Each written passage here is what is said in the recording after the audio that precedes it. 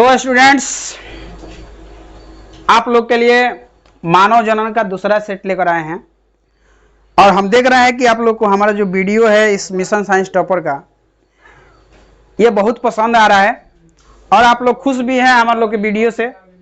Mission science topper का जो भी बैच है, जो भी वीडियो होगा, आप लोग को एकदम पूरा मिलेगा फुल एक्सप्लेनेशन के साथ। और जिस सब्जेक्ट का भी जो भी है नोट्स है, जो भी ऑब्जेक्टिव क्वेश्चन है, आप लोग को फुल मिलेगा। ये आशा करते हैं हम लोग कि दिसंबर तक, नवंबर तक हम लोग का जो भी है वो चीज़ को ख़त्म कर देंगे। हम लोग ऑब्जेक्टिव नवंबर तक हम लोग का टारगेट है कि ख़त्म कर दिया जाए। लेकिन थोड़ा सा हम लोग को यहाँ पर ये है कि हम लोग चाह रहे हैं कि कम से कम ये जो है सब्सक्रिप्शन जो है सब्सक्राइब का कम से कम 1 हो जाए, तो हम लोग थ्योरी क्लास लाइव लेकर आएंगे। लाइव क्लास में थ्योरी क्लास, देखिए मोस्ट इंपॉर्टेंट है थ्योरी क्लास। आप लोग को थ्योरी, अगर हम लोग का थ्योरी आप लोग पढ़ लीजिएगा ना, तो ये ऑब्जेक्टिव क्वेश्चन कुछ रहेगा नहीं आप लोग के लिए। हम नहीं, आप पूरा आशा करते हैं, 110% का गारंटी देते हैं कि अगर थ्योरी आप पढ़ लीजिएगा तो ये जितना क्वेश्चन ऑब्जेक्टिव है ना, तो सोचने की जरूरत नहीं है कि ये क्या ऑप्शन क्या, आप देखिएगा मारिएगा। इसलिए हम लोग चाह रहे हैं कि कम से कम 1 हो। आप लोग ज्यादा से ज्यादा इसको करिए जितना जल्द हो सके। जिस दिन 1 हो जाएगा ना, लाइव क्लास लेकर आएंगे आप लोग के साथ और जो भी क्वेश्चन होगा ना फुल एक्सप्लेनेशन के साथ होगा। एक एक थ्योरी, एक एक ऑब्जेक्टिव क्वेश्चन को सॉल्व कराया जाएगा। इसके लिए हम लोग कह रहे हैं कि थोड़ा सा प्रयास आप लोग भी करिए। आप लोग सपोर्ट करिएगा तो हम लोग भी पूरा प्रयास करेंगे कि आप लोग को जो भी है वो पूरा दिया जाए। तो चलिए हम लोग देर न करते हुए आप लोग अपने क्लास को स्टार्ट करते हैं। अपना क्वेश्चन जो चेंज करते हैं, पिछले वीडियो में आप लोग को 25 तक मिला होगा और 25 तक जो क्वेश्चन मिला है आप लोग को, वह जो है क्वेश्चन आप लोग को कमेंट में हम बोले थे। तो देखते हैं कमेंट में, अब कमेंट जो भी होगा देख लिया जाएगा। और यहाँ पर 25 नंबर जो क्वेश्चन था वो हम देख लेते हैं। 25 नंबर का आप लोग को बताए थे कि हम 25 नंबर का जो भी आंसर होगा हम आप लोग को दे देंगे, ठीक है। तो 25 नंबर का जो क्वेश्चन है, निम्नलिखित में कोई एक पुरुष में कोई एक पुरुष में पाया जाता है। ध्यान देंगे, पुरुष में क्या पाया जाएगा? गर्भाशय तो पाया नहीं जाएगा, भाग भी नहीं पाया जाएगा, लिबियम मेजोरा भी नहीं पाया जाएगा। तो यहाँ पर कॉपर्स ग्रंथि होता है, कॉपर ग्रंथि, ठीक है। तो हमारा आंसर हो जाएगा यहाँ पर कॉपर ग्रंथि, ठीक है। तो आप लोग देख लेंगे, कॉपर ग्रंथि जो होगा था नर में नहीं पाया जाता है, ठीक है। चलिए 26 नंबर क्वेश्चन से हम लोग चलते हैं इस वीडियो में। नर हार्मोन की उत्पत्ति कहां से होती है? नर हार्मोन की उत्पत्ति कहां से होती है?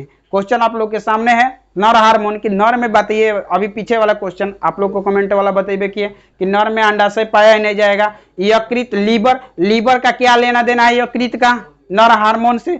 अमाशय का क्या लेना देना है नर हार्मोन से? तो हमारा आंसर क्या होगा? वृषण। आंसर क्या होगा स्टूडेंट्स? वृषण। देखिए आप लोग को अगर क्वेश्चन में या टाइपिंग वगैरह में जहां कहीं भी दिक्कत हो तो आप लोग बोलिए कमेंट्स में, उस चीज को हम लोग सुधार करेंगे, ठीक है। तो आप लोग देखते चलिए।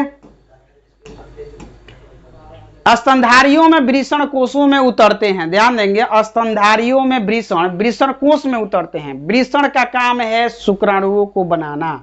वृषण का काम है शुक्राणुओं को बनाना। तो वृषण कोष में अगर वृषण उतरेंगे, नीचे अगर आएंगे, तो आपको पता है किसके लिए आएंगे? शुक्राणु जनन के लिए। क्योंकि शुक्राणु जनन, शुक्राणुओं के बनने की क्रिया को ही क्या कहते हैं? शुक्राणु जनन। तब वृषण कोष में जब वृषण आएगा तो क्या बनाएगा? शुक्राणु।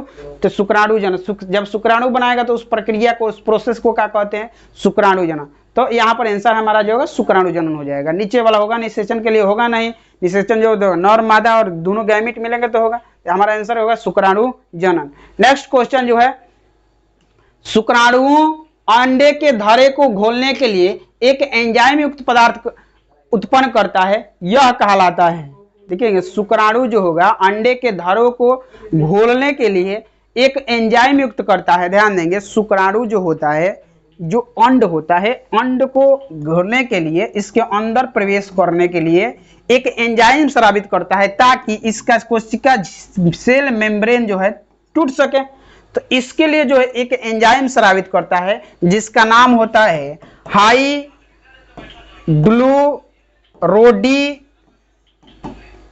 रोनिडेज। ठीक है, तो यहां पर हमारा है हाइलोरोनिडेज। हमारा आंसर होगा हाइलुरोनिडेज। क्योंकि अम्ल के द्वारा होगा नहीं, एंड्रोगोमेज का होगा, ये भी नहीं होगा। इसके लिए हमारा आंसर जो होगा स्टूडेंट्स क्या होगा, हाइलुरोडिनेज। ठीक है, नेक्स्ट क्वेश्चन देखते हैं। एंट्रम किसकी गुहा है? एंट्रम किसकी गुहा है? ध्यान देंगे, एंट्रम किसकी गुहा है? अंडाशय का कि ग्राफियम पुटिका का कि बास्टुला का कि गेस्टुला का? ध्यान देंगे, एंट्रम जो होगा, देखिए मादा के अंडाशय में, अंडाशय की दीवार में एंट्रम पाया जाता है, लेयर पाया जाता है। यही लेयर जो होता है टूटता है तो मासिक स्राव जो होता है उत्पन्न होता है। यही सेल डैमेज होता है तो मासिक स्राव की क्रिया होती है। तो यहाँ पर पाया कहाँ पर जाएगा?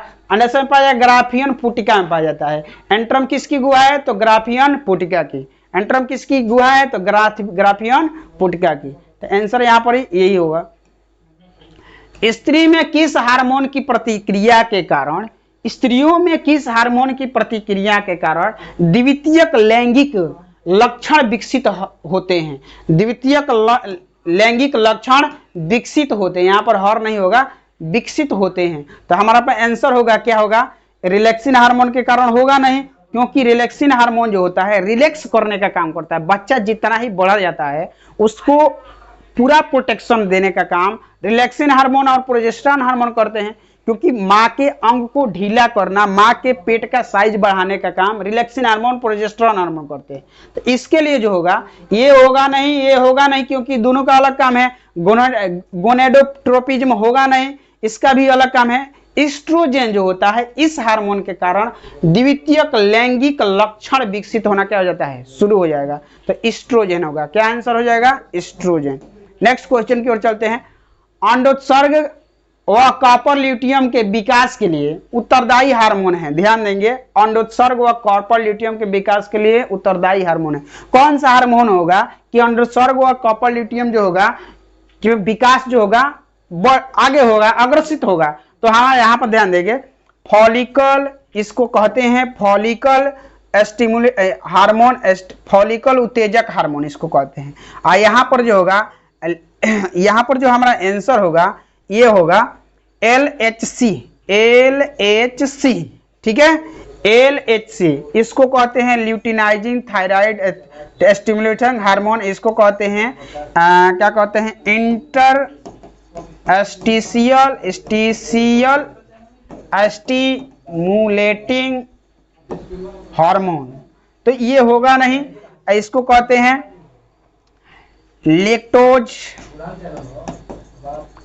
ठीक है, लेक्टोज थाइमस हार्मोन, ठीक है, इसको कहते हैं फॉलिकल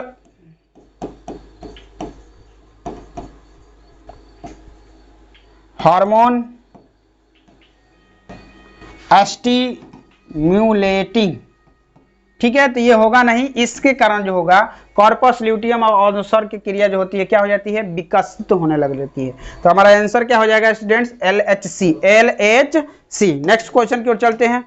बार्थोलियम की ग्रंथि होती है, बार्थोलियम की ग्रंथि होती है वास डिफेंस के किनारों पर। बार्थोलियम ग्रंथि जो होती है कहां पर होती है? वास डिफेंस के किनारों पर होगा नहीं, योनि के किनारों पर। यहाँ पर योनि के किनारों पर जो होते हैं बार्थोलियम ग्रंथि होता है, उसका काम ही होता है योनि के किनारों पर जब रहेगी तो बाल उग्रह और वहां पर कुछ स्राव करने लगता है, जिसके कारण यह ग्रंथि वहीं पर पाया जाता है। कहां पर? योनि के किनारों पर। ठीक है, तो हमारा आंसर क्या हो जाएगा? योनि के किनारों पर। ठीक है, नेक्स्ट क्वेश्चन जो है हम देखते हैं। मासिक चक्र की अवस्था जो 7 से 8 दिनों पे समाप्त हो जाती है कहलाती है। ध्यान देंगे, मासिक स्राव की जो क्रिया है 7 से 8 दिनों में समाप्त हो जाती है। महिलाओं में जो मंथली सर्कुलेशन की जो क्रिया होती है वो 7 से 8 दिनों में जो समाप्त हो जाती है कहलाता है रजोधर्म। क्या कहलाता है? रजोधर्म। गलत होगा, रजोधर्म 7 से 8 दिन में, चूंकि मासिक स्राव को ही रजोधर्म कहते हैं। ल्यूटियल परावस्था इसको भी नहीं कहेंगे, अंडोत्सर्ग परावस्था ये इसको भी नहीं कहेंगे। यह पुटकीय परावस्था जो होता है, चूंकि पुटकीय गर्भाशय की स्थिति जो होता है यही पुटकीय भाग टूटता है तो मासिक स्राव की क्रिया होती है, जिसको कहते हैं पुटकीय परावस्था। जब समाप्त हो जाएगा तो इसी को कहते हैं पुटकीय परावस्था। हमारा आंसर होगा स्टूडेंट्स पुटकीय परावस्था। नेक्स्ट, कौन मेसोडर्म उत्पत्ति का नहीं हो, कह रहा है इसमें क्वेश्चन ध्यान से देखेंगे थोड़ा सा, कौन मेसोडर्मल उत्पत्ति का नहीं है, नहीं है। मेसोडर्म मतलब इसमें कहने का मतलब इसमें मेसोडर्म निर्माण को किसको नहीं करता है, तो मेसोडर्म आप पीछे वाले क्वेश्चन में फर्स्ट पार्ट 1 में बताए हैं कि जब भ्रूण जो होता है, मानव भ्रूण 16 से 32 कोशिकाओं का जब हो जाता है तब तो वह जो होता है 3 भागों में बढ़ जाता है। कितने भागों में? 3 भागों में बढ़ जाता है। पहला होता है एक्टोडर्म, दूसरा होता है मेसोडर्म, और तीसरा जो होता है आपको एंडोडर्म होता है, एंडोडर्म।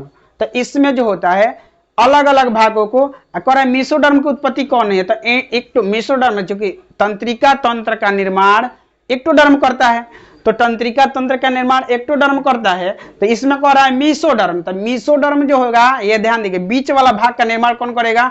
मेसोडर्म। तो मेसोडर्म परिसंचरण तंत्र का भी निर्माण करता है, पेशी तंत्र का भी, कंकाल तंत्र का भी निर्माण करता है, लेकिन तंत्रिका तंत्र का निर्माण नहीं करता है। तो हमारा आंसर स्टूडेंट्स क्या हो जाएगा? आंसर जो होगा तंत्रिका तंत्र। कौन सा होगा?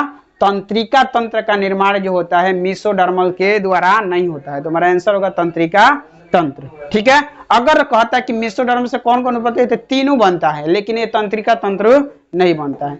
नेक्स्ट क्वेश्चन, पटियम किससे प्रतिक्रिया में मोटाई में वृद्धि करती है? कहां पर ध्यान देंगे? पटियम किससे प्रतिक्रिया में मोटाई में वृद्धि करती है? तो ध्यान देंगे, पटियम जो है यहाँ पर ऑक्सीटोसिन के द्वारा जो मोटाई में वृद्धि होगा नहीं, ऑस्ट्रोजन है, यहाँ पर ध्यान दीजिए, हमारा आंसर मिल गया। ऑस्ट्रोजन के द्वारा पटियम जो होगा पुटिकीय अवस्था में मोटाई में वृद्धि करती है। तो यहाँ पर हार्मोन निकलता है, किसके कारण? ऑस्ट्रोजन के कारण। ल्यूटिनाइजिंग हार्मोन होगा नहीं, रिलैक्सिन हार्मोन होगा नहीं, तो हमारा आंसर क्या होगा? क्या होगा? ऑस्ट्रोजन। नेक्स्ट क्वेश्चन जो है देखते हैं, निम्नलिखित में कौन लंबवत द्विभाजन नहीं करता है? लंबवत द्विभाजन करता है, सॉरी, लंबवत द्विभाजन कौन करता है? ध्यान देंगे, लंबवत सीधा सीधा द्विभाजन कौन करता है? तो यहाँ पर ध्यान देंगे, सीधा सीधा द्विभाजन कौन करता है? तो यहाँ पैरामीशियम सीधा सीधा विभाजन करता नहीं है, ठीक है। पैलेडियम ये भी नहीं करता है, प्लाज्मोडियम ये भी नहीं करता है। यूग्लिना में जो होता है एकदम लंबवत विभाजन होता है, द्विविभाजन, 2 भागों में बढ़ जाता है, तो कौन करता है? यूग्लिना, दूसरा कोई करेगा नहीं, प्लाज्मोडियम करेगा नहीं, ठीक है। तो आंसर हमारा ये होगा यूग्लिना। यदि महाबीजाणु मातृ कोशिका में 10 गुणसूत्र हो तो, नेक्स्ट क्वेश्चन देखेंगे यहाँ पर, यदि महाबीजाणु मातृ कोशिका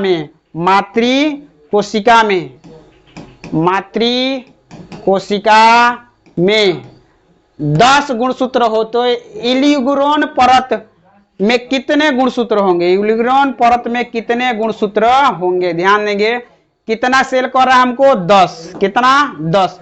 आप लोग को पता है कि ये कभी भी यूग्लिन जो होगा त्रिगुणित होगा। कितना होगा? त्रिगुणित। हाई है द्विगुणित, हाई है त्रिगुणित। ध्यान देंगे, द्विगुणित और त्रिगुणित। यूग्लिन एल्यूरोन जो होगा यहाँ पर जब 10 गो, मातृ कोशिका में 10 गो मतलब द्विगुणित है, तो द्विगुणित है तो हमको अगर n इजकल टू हमको दिया है 10, तो n इजकल टू आपको क्लियर हो जाएगा कि कितना हो जाएगा? 5 हो जाएगा। तो हमको अगर त्रिगुणित निकालना है तो 3n इजकल टू 3 × 5 निकालेंगे तो कितना हो जाएगा आपको? 15 होगा कि नहीं होगा? तो एल्यूरोन परत में जो होगा कितने गुणसूत्र होंगे? गुणसूत्र कितने होंगे? तो यहाँ पर ध्यान, ऑप्शन में देखते हैं, ऑप्शन जो है यहाँ पर देखें, ध्यान देंगे, ऑप्शन में दिया है, पहला ऑप्शन दिया आपको कि पहला ऑप्शन है 10, तो होगा नहीं, 15 किया, अभी 15 निकाले, ठीक है। 3n इजकल टू कितना हो जाएगा? 3 × 5 इजकल टू कितना हो जाएगा? 15। तो हमारा आंसर क्या हो जाएगा? 15। तो ये हमारा आंसर हो जाएगा 15। ये नहीं होगा, ये भी नहीं होगा। नेक्स्ट क्वेश्चन, किसी पौधे की जाति में प्रतिमुख कोशा में 8 क्रोमोसोम है। ध्यान देंगे, प्रतिमुख कोशा में मतलब कोशिका में, प्रतिमुख कोशा यानी कोशिका में, युग्मक में, युग्मक सेल, युग्मक कोशिका में गुणसूत्रों की संख्या कितना है? n is equal to 8। n is equal to कितना है? 8। तो क्वेश्चन कह रहा है कि तो यूलिन के स्तर में कितने क्रोमोसोम होंगे? यूलिन के स्तर में कितने क्रोमोसोम होंगे? तो यहाँ पर कितना होगा बाबू? अभी बताया, एल्यूरोन की बात आ जाएगा तो 3n, यूलिन की बात आ जाएगा 3, तो n इजकल टू आपको 8 दिया है, तो 3 इजकल टू कितना हो जाएगा? 3n is equal to 3 × 8 = 24। तो हमारा आंसर क्या हो जाएगा 24। ठीक है, नेक्स्ट क्वेश्चन, पुरुषों से क्या संबंधित है? पुरुषों से क्या संबंधित है? मुख से खाई जाने वाली गोलियां, पुरुष से मुख से कोई भी गोली खाएगा तो पुरुष तो मुख भी, पुरुष भी खा सकता है, स्त्री भी खा सकती है, तो ये आंसर होगा नहीं। डिंब वाहिनी छेदन, ये डिंब वाहिनी जो होगा स्त्रियों में पाया जाता है तो होगा नहीं। शुक्रवाहिका छेदन, शुक्रवाहिका छेदन, क्योंकि शुक्रवाहिका नली जो होता है पुरुषों में पाया जाता है तो संबंधित ये शुक्रवाहिका छेदन नहीं होगा ना, तो हमारा आंसर होगा शुक्रवाहिका छेदन। युक्त में कोई नहीं है तो ये गलत हो जाएगा। ठीक है, नेक्स्ट क्वेश्चन जो है, परखनाली शिशुओं को उत्पन्न करने में क्या होता है? ध्यान देंगे, परखनाली शिशु, टेस्ट ट्यूब बेबी, इंग्लिश में कहते हैं इसको test tube baby, test tube baby. Test tube baby को उत्पन्न करने में होता क्या है? तो ध्यान देंगे, टेस्ट ट्यूब, देखिए टेस्ट ट्यूब भी जो होगा आपको बंध्याकरण की स्थिति में किया जाता है, बांझपन की स्थिति में। अगर हम इच्छुक हैं, हर एक चीज सही है, तो अगर किसी नर में दोष है या मादा में दोष है तो इसके द्वारा मादा में अगर दोष होगा तो वो तो होगा नहीं, लेकिन अगर पुरुष में दोष होगा, अगर स्त्री चाहती है कि हम गर्भ धारण करें तो उसके लिए टेस्ट बेबी जो होता है उसके लिए सरल उपाय होता है। और नहीं तो बहुत सारे में हार्मोन वगैरह की कमी होगी, मान लीजिए गर्भाशय में कोई कारण है जिसके कारण जो होगा गर्भ जो होता है निषेचित नहीं हो पा रहा है, तो जिसके कारण जो होगा हम ये वाला विधि अपनाते हैं। तो परखनाली शिशु को उत्पन्न करने में सबसे पहले किसी नर का शुक्राणु लेंगे और मादा का अंड लिया जाएगा। मादा का क्या लेंगे? अंड लेंगे, और अंड लेके किसी परखनली में, मतलब आपको प्रयोगशाला में क्या किया जाएगा, दोनों को निषेचित कराया जाएगा, निषेचित कराया जाएगा। निषेचित करा तो निषेचित कराने की क्रिया जो होती है बाहर हो रही है, तो इसलिए इसको कहते हैं बाह्य निषेचन। निषेचन की क्रिया जो हुए बाहर हुए। अब निषेचित अंड को क्या करेंगे, किसी मादा के भ्रूण में क्या करेंगे, मादा के गर्भाशय में स्थानांतरित कर दिया जाएगा, तो उसी को कहते हैं। तो यहाँ पर कर रहा है तो ध्यान दीजिएगा, एक बाह्य निषेचन हुआ और दूसरा मादा के शरीर में उस निषेचित जिगुमनज को या प्रारंभिक भ्रूण को किसी मादा के गर्भाशय में या फैलोपियन नलिका में क्या किया जाता है, स्थानांतरित किया जाता है। तो चलते हैं आंसर देखते हैं क्या होगा। निषेचन बाह्य होता है तो सही है, भ्रूण का निर्माण अंदर होता है, सही है, क्योंकि निषेचन तो बाह्य होता है लेकिन यहाँ पर युग्मनज बनेगा, जाइगोट बनेगा। और जाइगोट यानी 2n, जब जाइगोट बनेगा तो इसी जाइगोट को मादा के फैलोपियन नलिका में डाल दिया जाएगा, जो निषेचित होकर किसका निर्माण करेगा, भ्रूण। तो निषेचन बाहर हुआ, भ्रूण का निर्माण अंदर हुआ, तो हमारा आंसर क्या हो जाएगा, बाह्य निषेचन। निषेचन अंत होता हुआ भ्रूण का निर्माण बाह्य होता है, गलत होगा, क्योंकि निषेचन अंत होगा नहीं। परखनाली शिशु में निषेचन हुआ, भ्रूण का निर्माण दोनों अंदर होता है, गलत, क्योंकि एगो बाह्य हो रहा है एगो अंदर हो रहा है। निषेचन और भ्रूण का निर्माण दोनों बाह्य होते हैं, ये भी गलत हो जाएगा। तो हमारा आंसर हो जाएगा स्टूडेंट्स, पहला निषेचन बाह्य होता है और भ्रूण का निर्माण अंदर होता है। नेक्स्ट क्वेश्चन की ओर देखते हैं, इनमें से कौन जन्म दर नियंत्रण की शैल्य विधि है? ध्यान देंगे, शैल्य विधि है, जन्म दर नियंत्रित अगर करना है तो इसके लिए आपको नर नसबंदी पुरुष नसबंदी दोनों होता है, नर नसबंदी और पुरुष नसबंदी। नर नसबंदी ट्यूबेक्टमी और एक होता है जिसको कहते हैं मादा नसबंदी, नसबंदी, और इसको कहते हैं वैसेक्टोमी, पुरुष नसबंदी। तो जन्म दर को अगर नियंत्रित करना है, कम करना है, तो इसके लिए दोनों विधि जो होता है अपनाया जाता है। तो इसके लिए हमारा आंसर क्या हो जाएगा, ए और बी दोनों, क्योंकि दोनों अपना सकते हैं, नर का भी नसबंदी और पुरुष का भी नसबंदी दोनों करेंगे, तो इसमें जो होगा ए और बी दोनों हो जाएगा आंसर। नेक्स्ट क्वेश्चन, इनमें से कौन क्लायोटेरिसिस का समजात अंग है? ध्यान रखिए, क्लायोटेरिसिस समजात अंग, समजात अंग किसे कहते हैं? वैसे अंग जिसके उत्पत्ति और संरचना समान लेकिन कार्य भिन्न भिन्न हो तो उसे क्या कहते हैं, समजात अंग। क्या कहते हैं, समजात अंग। तो समजात अंग जो होता है, यहाँ पर क्लायोटेरिसिस का समजात अंग लिंग होता है, ये नहीं होता है, ये भी नहीं होगा, तो इसमें हमारा आंसर हो जाएगा लिंग। नेक्स्ट क्वेश्चन, यहाँ पर ध्यान देंगे, थोड़ा सा टाइपिंग में गलत है, यहाँ पर क्वेश्चन कर रहा है मासिक स्राव, क्वेश्चन में होगा मासिक चक्र पाया जाता है। ध्यान देंगे, मासिक चक्र किसमें पाया जाता है? तो मासिक चक्र आप लोग को फर्स्ट जो टॉपिक है, फर्स्ट चैप्टर जो है उसमें बताया हुआ है कि प्राइमेट और नॉन प्राइमेट, ऋतुस्राव चक्र और मध्य चक्र, ऋतु चक्र और ऋतुस्राव चक्र और मध्य चक्र किस में पाया जाता है। तो ध्यान देंगे, ऋतुस्राव चक्र, मध्य चक्र, मासिक स्राव किस, मंथली सर्कुलेशन, मंथली साइकिल या मंथली सर्कुलेशन मनुष्य की मादा में तो पाया जाता है, परंतु ध्यान देंगे यहाँ पर इसको लेकर चलते हैं, स्तनपायी जंतु में ये भी पाया जाता है, लेकिन मनुष्य की मादा, ये जो भाषा जो है बायोलॉजी का नहीं है, स्तनपायी भाषा में मादा में ये भी जो है प्रीमेट मादा में जो होता है मासिक चक्र पाया जाता है, प्रीमेट मादा में मासिक चक्र पाया जाता है। हमारा आंसर ये सही होगा क्योंकि ये भाषा के हिसाब से गलत है, ठीक है। तो इसके लिए प्रीमेट मादा में जो होता है मासिक चक्र पाया जाता है। नेक्स्ट क्वेश्चन, इनमें से किनका स्वर उच्च पिच का होता है। उच्च पिच का मतलब होता है टोन टोन टाय दे आवाज देकर चाय चाय आवाज निकले, पिच का मतलब साउंड तेज हो, टाय दे, बेस कम टोन ज्यादा। तो इसमें क्या होता है, पुरुष में आप लोग को पता होगा कि पुरुष में जब जैसे जैसे पुरुष बड़ा होता है, लड़के जब बड़ा होते हैं तो उनमें जो होंगे लैंगिक हार्मोन निकलने लगते हैं, जिसके कारण पुरुषों का आवाज भारी होने लगता है, जिसके कारण उच्च आवाज नहीं होगा, कह दिया जाएगा चिल्लाने के लिए भों भों लगेगा कि चोंगा फट गया है, वैसा आवाज आएगा, ठीक है। और स्त्रियों में होता क्या है कि यहाँ पर उनका स्वर जो होता है, लैरिंक्स जो होता है, वहां पर सिकुड़ जाने के कारण जैसे जैसे स्त्रियां बड़ी होती है ना, उनका आवाज एकदम टोन हो जाता है, टोन में आ जाता है।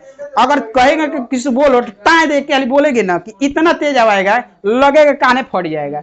इसके लिए उन लोग का आवाज जो होता है स्वर मान, यहाँ पर ध्यान दीजिए, स्वर मान तेज हो जाता है, टाय देके चाय दे चिल्लाएगी सब। तो इसके लिए स्त्रियों का जो होता है उच्च स्वर हो जाता है, और स्त्री पुरुषों का क्या होता है, आवाज भारी हो जाता है, लगेगा कि एकदम क्या हो गया है, भारी आवाज हो गया। तो इसके लिए लड़कों में जो होता है लैंगिक हार्मोन के कारण आवाज भारी हो जाता है, जिसके कारण उच्च स्वर मान नहीं हो पाता है। स्त्रियों में उच्च स्वर मान हो जाता है, पतला आवाज हो जाता है।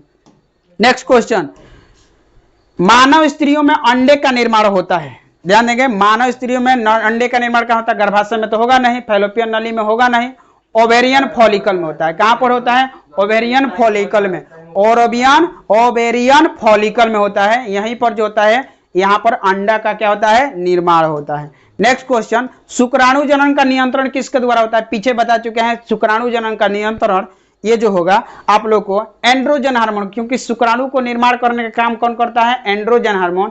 इसीलिए शुक्राणु जनन का नियंत्रण किसके द्वारा होगा, एंड्रोजन। एस्ट्रोजन स्त्रियों में होता है, ल्यूटिनाइजिंग हार्मोन स्त्रियों में होता है। इसके लिए हमारा शुक्राणु का निर्माण तो नर में होगा, इसलिए हमारा आंसर क्या होगा, एंड्रोजन। नेक्स्ट क्वेश्चन की ओर चलते हैं, एक्रोसोम निम्नलिखित में किसका भाग है। देखिए शुक्राणु का जो होता है 4 गो भाग होता है, ठीक है। तो उसमें शुक्राणु का 4 गो भाग होता है, तो एक्रोसोम में किसका संभाग है, शुक्राणु का। किसका, शुक्राणु का। तो शुक्राणु का जो होगा, पहला ऑप्शन कह रहा है कि गाल्जी काय का होगा नहीं, मानव शुक्राणु का मध्य भाग। मानव शुक्राणु का जो मध्य भाग होता है उसी को कहते हैं एक्रोसोम। क्या कहते हैं, एक्रोसोम। तो हमारा आंसर क्या होगा, एक्रोसोम, क्योंकि शुक्राणु का शीर्ष जो होगा वह मुंड होता है। क्या होता है, मुंड, जिसको सिर कहते हैं, इंग्लिश में हेड कहते हैं, ठीक है। तो ये आंसर होगा नहीं। तो हमारा मानव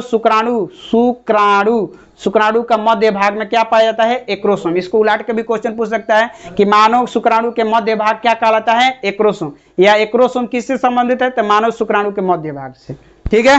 नेक्स्ट क्वेश्चन की ओर चलते हैं, एस्ट्रोजन और प्रोजेस्टेरॉन हार्मोन स्रावित होता है। ध्यान देंगे, एस्ट्रोजन और प्रोजेस्टेरॉन हार्मोन स्रावित होता है। कब होगा, जब यह क्या हो जाएगा, जब भ्रूण का पूर्ण रूप से निर्माण हो जाएगा। तो भ्रूण का जब पूर्ण रूप से निर्माण हो जाता है तो चारों ओर से एक जो होता है एक झिल्ली बन जाता है, जिस झिल्ली को चारों ओर भ्रूण को क्या करता है, झिल्ली चारों तरफ से घेर लेता है।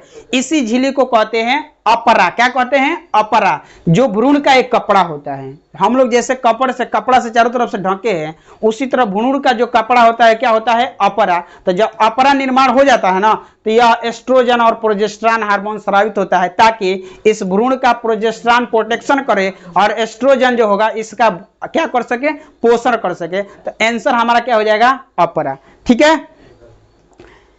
और यहां पर देंगे एक्रोसोम भाग है, एक्रोसोम भाग है। अभी पता है पीछे वाला क्वेश्चन, इसके क्या को बोले तो 47 नंबर, एक्रोसोम किसका भाग है? एक्रोसोम की बात किया जाए तो एक्रोसोम किसका भाग है? डीएनए का तो भाग होगा नहीं, आरएनए का भाग होगा नहीं, शुक्राणु का। तो आंसर क्या हो जाएगा? शुक्राणु का। और शुक्राणु का कौन सा भाग? तो मध्य भाग। कौन सा भाग? मध्य भाग में एक्रोसोम पाया जाता है।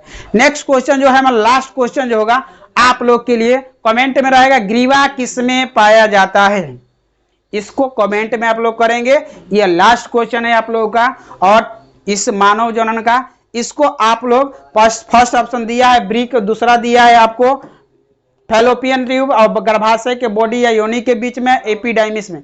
तो आप लोग इसको कमेंट में करें कि इसका आंसर क्या होगा और अगले वीडियो में इसका आंसर हम करके बताएंगे। ठीक है, तो आप लोग इसको कमेंट में करेंगे।